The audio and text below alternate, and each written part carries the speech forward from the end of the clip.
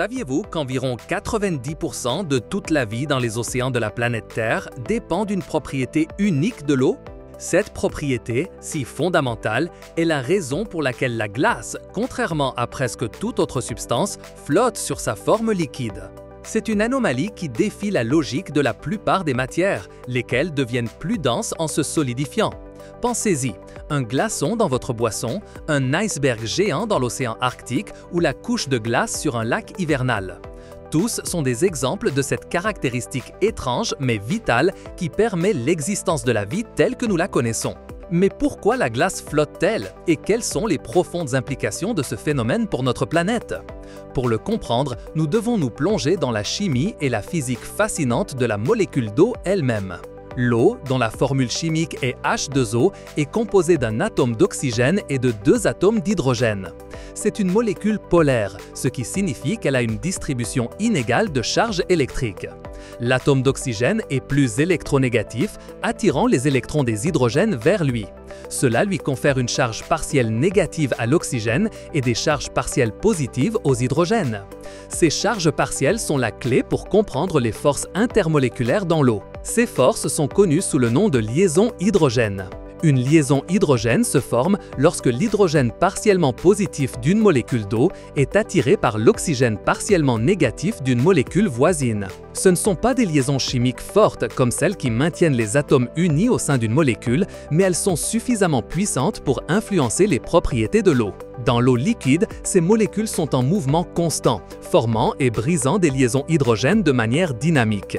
On estime qu'à un instant donné, chaque molécule d'eau liquide est liée à une moyenne de 3,4 molécules voisines par le biais de ces liaisons. Cependant, à mesure que la température de l'eau diminue, l'énergie cinétique des molécules se réduit également.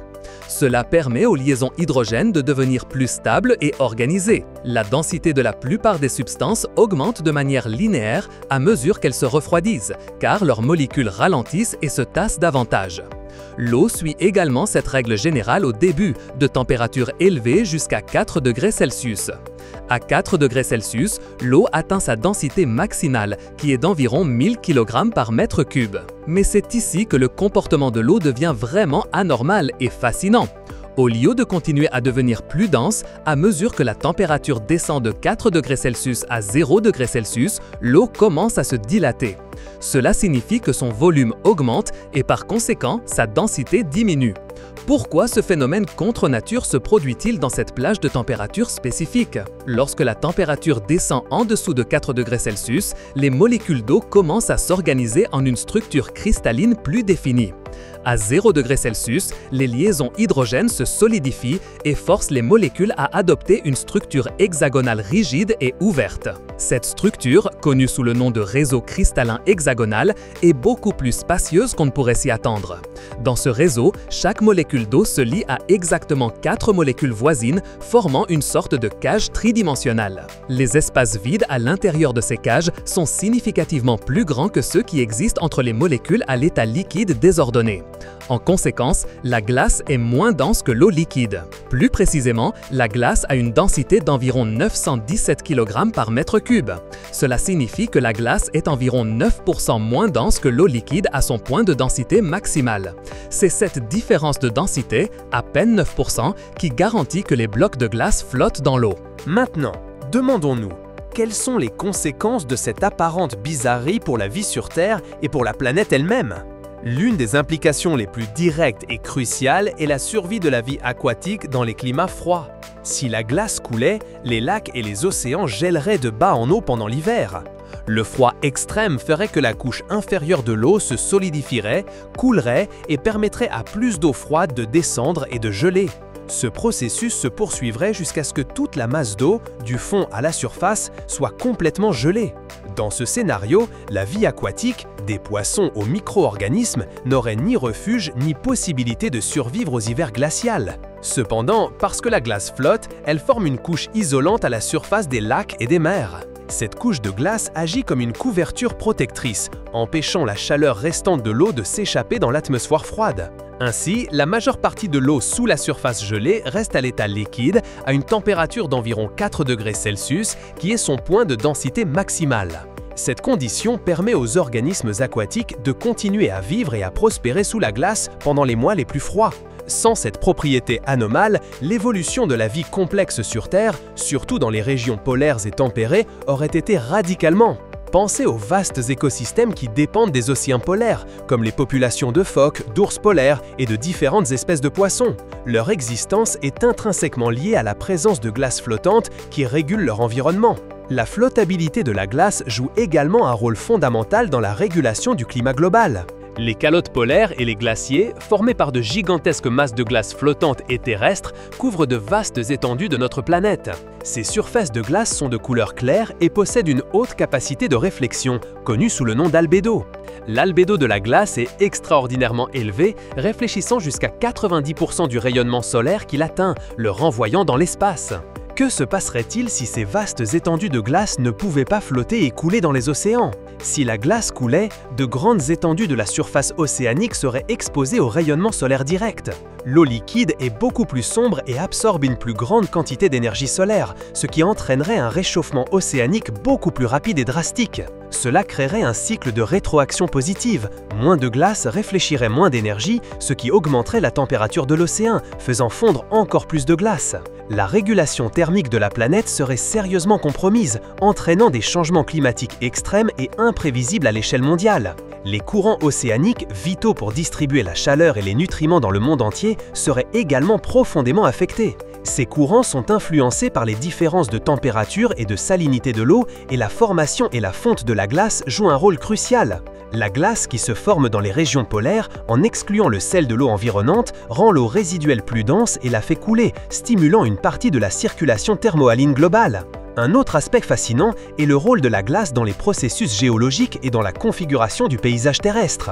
La flottabilité de la glace permet la formation d'icebergs massifs, qui sont des fragments de glaciers ou de plateformes de glace qui se détachent et flottent en mer. Ces icebergs agissent comme des transporteurs de sédiments, acheminant des roches et des matériaux terrestres sur de grandes distances à travers les océans, avant de fondre et de les déposer au fond marin. Ce processus contribue à la formation de sédiments océaniques et à la distribution des matériaux géologiques.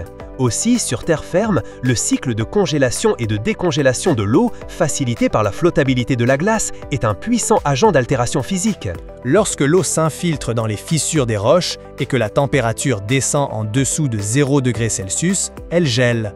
En se transformant en glace, l'eau se dilate avec une force incroyable d'environ 9% de son volume. Cette expansion exerce une pression immense, brisant progressivement les roches, un processus connu sous le nom de gélifraction ou cryoclastie. Ce mécanisme contribue à la formation des sols, à la création de reliefs montagneux escarpés et à l'érosion des paysages rocheux sur des millions d'années. Si la glace se contractait en gelant ou coulait sans exercer de pression, l'altération par le gel serait un phénomène quasi inexistant. Dans la vie quotidienne, la flottabilité de la glace nous affecte de multiples façons, certaines si évidentes qu'elles passent inaperçues. Du glaçon dans nos boissons qui les maintient froides plus longtemps, aux applications médicales et scientifiques avancées. Les boissons se refroidissent parce que la glace absorbe la chaleur du liquide environnant en fondant, maintenant la température basse. Et que deviendrait la navigation si la glace ne flottait pas? Les icebergs couleraient, ce qui pourrait sembler un avantage pour la navigation en éliminant un danger visible. Cependant, si les icebergs coulaient, ils seraient une menace sous-marine invisible beaucoup plus dangereuse, impossible à détecter par des méthodes visuelles. La tragédie du Titanic, par exemple, aurait pu être évitée si l'iceberg avait été un danger sous-marin impossible à voir. Mais si la glace ne flottait pas, la formation de ces icebergs en premier lieu, tels que nous les connaissons, serait drastiquement différente. La cryoconservation, la technique de conservation des cellules ou des tissus à très basse température, repose également sur une connaissance approfondie du comportement de l'eau en gelant.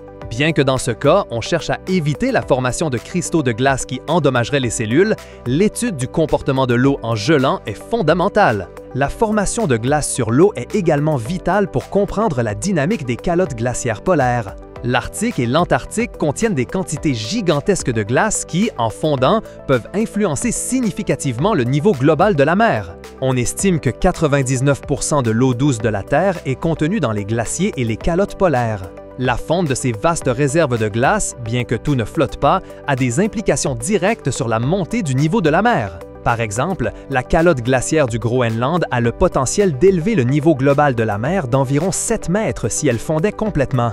Les projections actuelles d'augmentation du niveau de la mer pour l'année 2100 varient, mais même une augmentation d'1 mètre aurait des impacts dévastateurs sur les zones côtières basses. Cela affecterait des centaines de millions de personnes et des milliers de kilomètres de côtes à travers le monde. La flottabilité de la glace joue également un rôle dans la formation des nuages et dans le cycle hydrologique dans l'atmosphère. Les cristaux de glace qui se forment à haute altitude sont cruciaux pour la formation des précipitations, en particulier la neige et la grêle. Ces cristaux de glace, souvent hexagonaux, agissent comme noyaux de condensation pour la formation de gouttelettes d'eau et d'autres particules de glace. Sans cette propriété de la glace, la dynamique atmosphérique et les régimes de précipitation seraient très différents. Même dans le domaine de l'astrobiologie, la flottabilité de la glace est un facteur crucial. On considère que la présence d'eau liquide est une exigence fondamentale pour la vie telle que nous la connaissons. Sur des corps célestes comme Europe, une lune de Jupiter, ou Encelade, une lune de Saturne, on pense qu'il existe de vastes océans souterrains. L'existence de ces océans sous une couche de glace superficielle est précisément possible grâce au fait que la glace flotte. Une couche de glace isolante à la surface de ces mondes glacés pourrait maintenir l'eau liquide en dessous, créant des environnements potentiellement habitables. Si la glace coulait dans ces océans extraterrestres, il gèlerait probablement complètement, rendant l'existence de vie beaucoup moins probable.